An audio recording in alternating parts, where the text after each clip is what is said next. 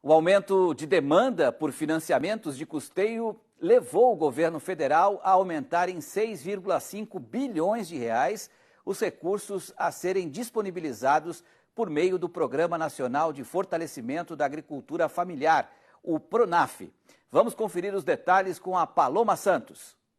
Com a medida anunciada nesta quinta-feira pelo Ministério da Agricultura, a verba total reservada para o PRONAF foi ampliada em 12%, passando de 53,6 para 60 bilhões de reais. Segundo o Ministério, a maior parte desse reforço, 4,7 bilhões de reais, virá de recursos novos, a partir da alocação de mais 126 milhões de recursos orçamentários em 2022 para o Plano Safra 22-23. A outra parte, cerca de 1,8 bilhão, virá de remanejamentos no âmbito dos bancos públicos federais, Caixa, BNDES e Banco do Brasil. Na avaliação do consultor e mentor em finanças agro, Ademiro Vian, os recursos destinados ao PRONAF são suficientes. No entanto, segundo ele, o programa enfrenta dois desafios: a falta de interesse dos bancos privados e o contingenciamento dos recursos equalizados. Eu tenho recurso, mas o recurso às vezes não chega por quê? Porque lá onde ele está, não tem o banco que opera com o PRONAF, e o banco que está lá não quer operar com o PRONAF.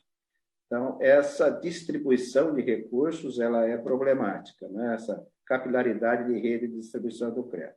Esse é um ponto. O segundo ponto, como eu disse, eu via dois pontos de problema. O segundo ponto é a questão do orçamento mesmo, né? Então, não adianta nada você disponibilizar o recurso, né? Mas depois, porque esse recurso são dois recursos, né? O do capital, né, que é o empréstimo, e o recurso da equalização da taxa, né? Certo? Sai o capital, mas não sai a equalização. Ainda de acordo com o consultor, os bancos têm condições para ofertar crédito aos produtores, seja numa taxa livre, com o compromisso de depois fazer uma repactuação e trazer a operação de volta ao PRONAF, ou adiantando a preparação de todo o dossiê para aguardar a liberação de recursos pelo Tesouro Nacional. Então, a instituição financeira, ela não precisa pôr o pé na porta também para o cliente, falar o governo não liberou. Ele tem meios, ele tem formas de administrar essa situação junto ao cliente, tá certo? E o cliente vai entender, porque o cliente compreende, ele sabe de tudo o que está se passando, ele está acompanhando, tá certo? Então, aí ele, cliente, vê no banco a boa vontade da instituição financeira em atendê-lo, tá certo? E aí é a hora de checar se é cliente do banco mesmo, se o banco só quer faturar ou se o banco quer ele como cliente mesmo.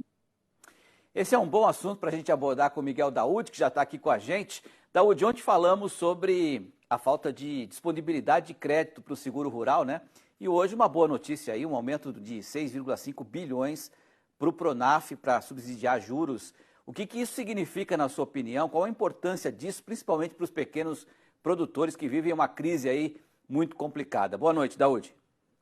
Boa noite, Petri. Boa noite a todos. Pois é, Petri, essa, na minha opinião, é uma boa notícia. Uma vez que você prioriza a agricultura familiar, é uma ótima oferta, uma ótima estratégia para você aumentar a oferta de alimentos, né? Hoje nós estamos vendo, né, outro dia nós comentávamos aqui, e você até me perguntou o que era preciso para fazer com que o preço dos alimentos caíssem, uma vez que era o único dos poucos itens do IPCA que estava ali pressionando a inflação.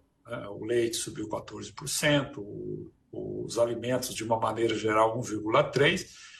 E eu respondi, olha, nós precisamos aumentar a oferta de alimentos. Você aumenta a oferta de alimentos como, né?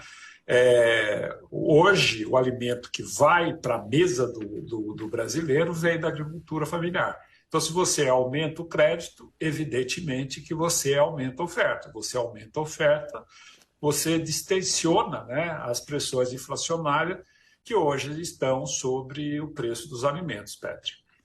Pois é, e em relação à importância dessa questão econômica que é complicada para o pequeno produtor, né, Daúde? Porque além de aumentar a oferta, e essa estratégia realmente é muito importante, como você citou, tira um pouco a corda do pescoço do produtor, né? Que já é difícil, né? Mas sem esse crédito ficaria mais ainda difícil. Petri, você sabe que nos últimos tempos, né, a economia mundial passa por uma situação muito difícil e hoje a cultura, né, do nosso produtor é ter o financiamento para poder produzir, né? Houve uma adaptação nesse sentido.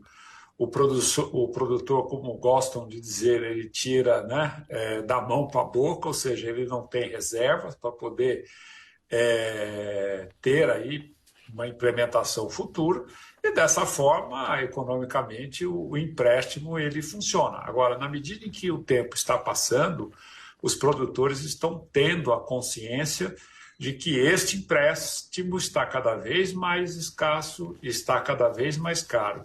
E ele começa, então, a se adaptar a uma nova realidade. Neste momento em que o governo quer combater a inflação, que é uma pedra, né, no sapato do governo, a inflação, evidentemente que quando você aumenta essa oferta, você acaba aumentando, né, a oferta de crédito, você dá condições ao produtor de produzir mais. Produzindo mais, você aumentando a oferta, você equilibra a demanda, né, que apesar de não há renda, a demanda ela está pressionando em função da falta de oferta. A demanda hoje, o trabalhador está com salário muito baixo, mas enfim, são pontos econômicos. Dessa forma, o governo está corretíssimo, né, em aumentar esse crédito, Petri. Isso ajuda muito a produção de alimentos e, ajudando a produção de alimentos, ajuda o Brasil a conter o processo inflacionário. Perfeito. Pelo menos terminamos a semana com uma boa notícia. Daúde, obrigado, ótimo final de semana, até segunda. Obrigado, Petri, para você também e para todos os nossos amigos e amigas telespectadores. Valeu.